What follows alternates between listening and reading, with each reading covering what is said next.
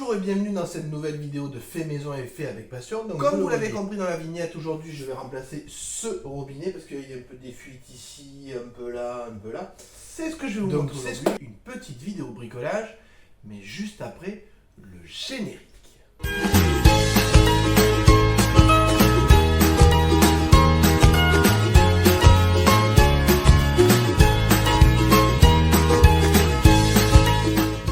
La première étape, évidemment, c'est de remplacer ce robinet. Attention, quand vous choisissez un robinet, de bien mesurer la distance que vous avez de disponible, notamment par rapport aux ouvrants. La deuxième étape sera de vider, évidemment, et bien entendu, de fermer l'eau. Donc je fais ce rangement et on se retrouve une fois que ce placard est vide.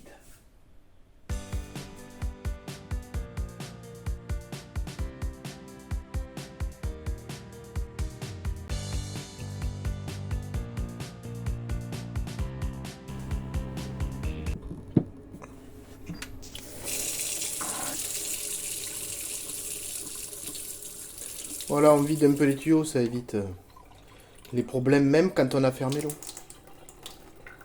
Ça y est, j'ai fermé l'eau, j'ai vidé le placard, j'ai vérifié qu'il n'y avait plus d'eau dans les tuyaux. Maintenant, on peut passer directement au démontage. Alors, comme vous le voyez sûrement, vous voyez que mon robinet est relié par deux écrous ici. L'eau chaude et l'eau froide. Alors, l'eau chaude ici, je le sens parce que le tuyau est chaud justement, et l'eau froide ici parce que le tuyau est froid. Donc chaud et froid, le chaud au-dessus. Il faudra que je m'en souvienne quand je vais relier l'autre robinet, bien évidemment. Donc première étape, je vais démonter ces écrous pour pouvoir démonter le robinet qui est juste au-dessus.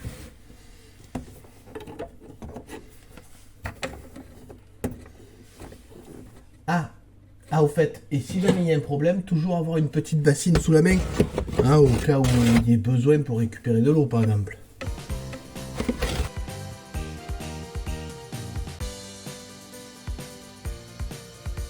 Alors vous avez vu, c'est l'étape la plus simple. Maintenant, il va falloir que je défasse ce robinet. Parce que là, il tient bien quand même. Donc à un moment, il faut que je l'enlève. Ce qui signifie qu'il va falloir que j'aille aller voir le système de fixation qui est là, tout au fond. Mais pour ça, je vais utiliser la caméra qui est à l'intérieur, ce sera plus simple. Je vous jure, qu'est-ce qu'il ne faut pas faire pour vous faire une vidéo? Donc là, vous voyez le système de fixation. Alors, c'est une tige filetée qui passe à travers l'évier et qui est fixée grâce à cet écrou là. Donc il faut que j'arrive à dévisser ça, et une fois que j'aurai dévissé ça, je pourrai enlever facilement le robinet. Bon, j'ai plus qu'à trouver le bricolo qui me permettra de le faire. Donc vous voyez, il faut une tube à peu près de cette longueur là. Normalement il y a le bricolo dans le robinet que j'ai déjà acheté. Je vais vérifier quand même.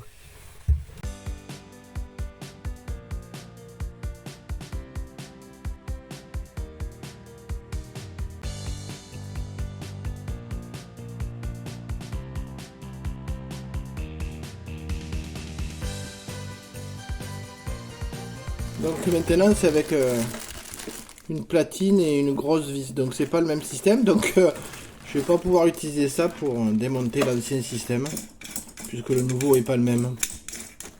Bon, ben on va jouer avec de la pince.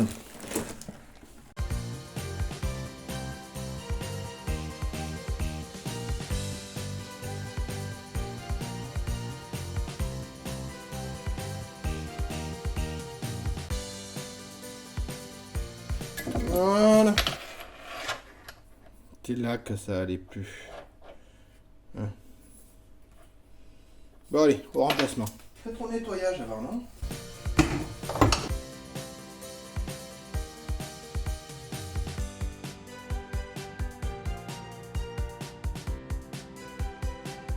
Maintenant que le robinet est totalement défait, je vais vous montrer un peu le nouveau robinet que j'ai choisi. Enfin, que j'ai choisi.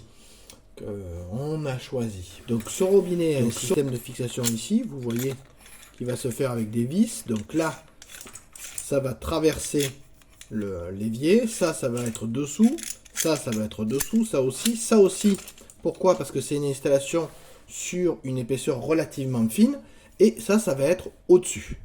Donc première étape, je dois défaire tout ça pour pouvoir passer ça à l'intérieur et le replacer à l'intérieur. Alors comment je sais si c'est avec ou sans accessoires? Évidemment, je regarde la notice et là on vous dit quand c'est maximum 45 mm, donc 4 cm et demi, il faut mettre le système plastique. Et quand c'est 70 mm, donc 7 cm d'épaisseur, on ne met pas le truc plastique. Mais là, pour l'instant, il faut le mettre. Bien entendu, il faut faire attention à ce que ce joint-là, là, il y a un joint là, reste bien du bon côté.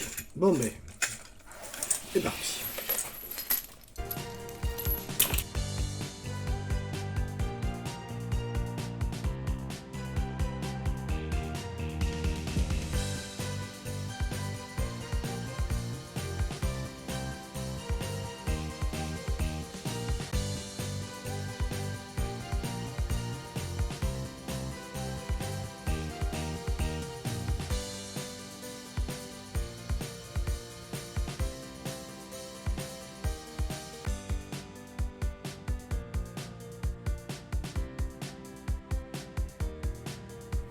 Ah, faut que je vérifie en haut si mon robinet est toujours correctement positionné.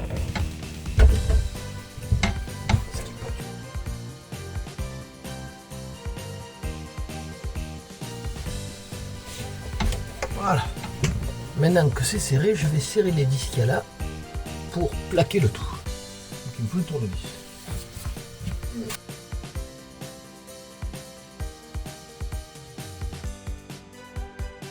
Maintenant que le robinet est bien fixé, vous l'avez vu, c'est serré, ça bouge pas, je vais pouvoir rebrancher les arrivées d'eau. Donc l'arrivée d'eau chaude, comme le petit indice qui est donné ici avec le tuyau, l'élastique rouge et celui-ci, et l'eau froide et celui-ci. Donc le froid en bas, le chaud en haut. Il suffit que je remette mes tubes. Alors attention de ne pas pincer les tubes. On est d'accord que si vous faites des angles comme ça, ça va pas donner. Il faut laisser sa courbure naturelle. Normalement, j'aurai largement assez de place pour le faire sous cet évier. Alors, premier tube.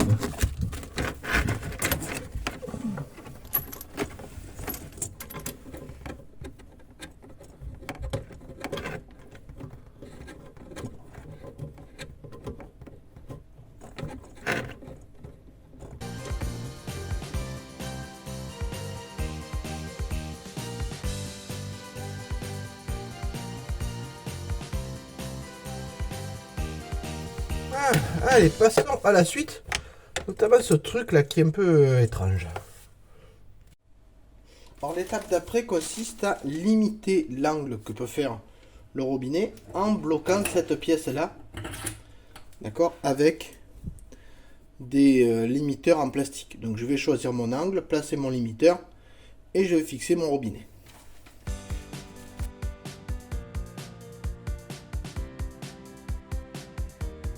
Le petit bout plastique qui rallonge la butée. Donc là, vous avez une butée en métal. Et si vous voulez que la butée se fasse avant, vous rajoutez cette petite pièce et vous voyez que ça vous augmente la butée d'un côté et de l'autre.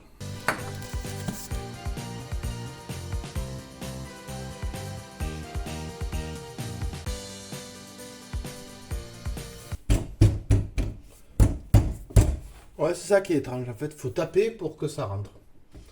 Bon. Là, normalement, voilà, ça peut s'ouvrir sans souci. Ça peut se plier sans problème. D'un côté ou de l'autre. Maintenant, il reste à relier en bas. Oui, je dis il reste à relier parce qu'effectivement, j'ai bien l'arrivée d'eau chaude, l'arrivée d'eau froide, mais rien qui arrive jusqu'à mon robinet. Donc ça, c'est mon tuyau qui va jusqu'à mon robinet. Vous voyez qu'il a une petite protection et un embout un peu particulier. Alors pourquoi? Parce que justement, cet embout va aller là-dedans. Je débloque, je mets à l'intérieur et je rebloque. Voilà. Alors évidemment, moi, j'ai pas fait gaffe. J'ai pris ça, mais l'avantage, c'est que si on veut, le système est facile à défaire. Pourquoi ce système-là? Ben, comme ça, l'eau est envoyée directement. Je peux caser mon tuyau comme je veux. Pourquoi? Parce que lui, il va devoir monter et descendre, puisque je rappelle que c'est un système avec un pommeau qui se défait. Ben, je vous montre ça tout de suite, parce que normalement, je vais avoir un poids à mettre justement pour aider au fait que le tuyau puisse redescendre. Oui, alors, je disais donc, effectivement, il va me falloir, je vous le montre là, effectivement, je vais y arriver. Effectivement, il me faudra un peu de place pour laisser la place au poids. Parce que je peux pas le passer là derrière, en fait. J'espérais, mais là derrière, il passe pas, en fait. Vous voyez, il bloque. Donc ça veut dire qu'il va falloir le laisser là, le poids. Bon, mais il n'y a plus qu'à remettre en eau et puis voir si ça fuit.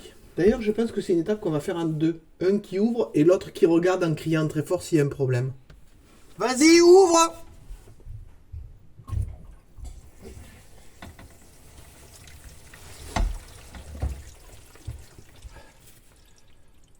Ah, c'est bon, il n'y a pas de fuite! Et ben voilà.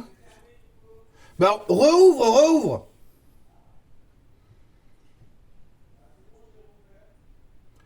Bon, ben c'est parfait, il n'y a pas de fuite. Oui, tu peux, merci. Dernière petite chose à faire, une fois que le robinet est fonctionnel, évidemment. Vous voyez que là, il n'y a pas de souci, même si la pression semble pas très forte, il y a quand même beaucoup d'eau qui coule. Hein. Donc l'idée, c'est de mettre un peu de graisse sur le système. Donc il faut défaire là. Donc quelque chose de plus fin. Hein. Attention de ne pas le perdre.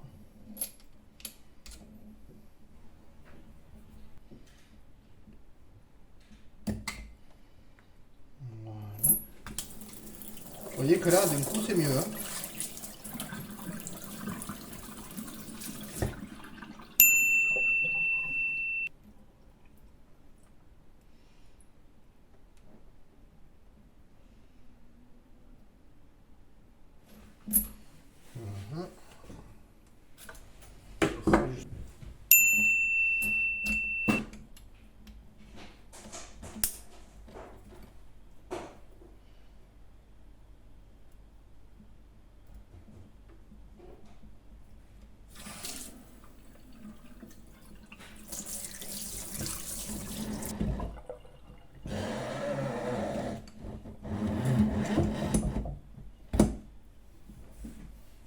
Ça y est, c'est terminé. Vous avez donc vu l'installation de ce robinet de A à Z avec le démontage ancien. Vous voyez, rien de bien sorcier, mais il faut faire les choses dans l'ordre et avec de la patience. Et surtout, ne pas oublier que pour du fait maison, il faut que ce soit fait avec passion.